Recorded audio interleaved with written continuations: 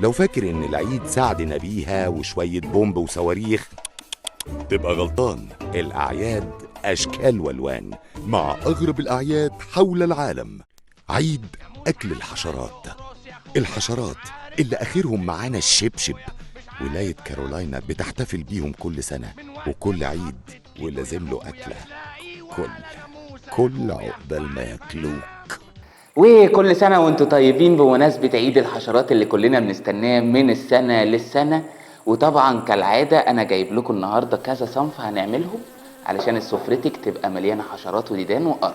بس انا باكل دبان ما باكلش صراصير. فاحنا النهاردة هنعملها بطريقتين، المحشية والمقلية، وهنحطها في طاجن برضه، هنعملها في طاجن يبقى طاجن صراصير محشية، بس يعني عليها شوية تخديعة كده جميلة علشان تبقى جوسي. يا اشكتك القرف. ما اسمعش حد يقول لي ان انا بحب اكلهم مسلوقين يعني، فبعد اذنكم يا جماعه في اصول.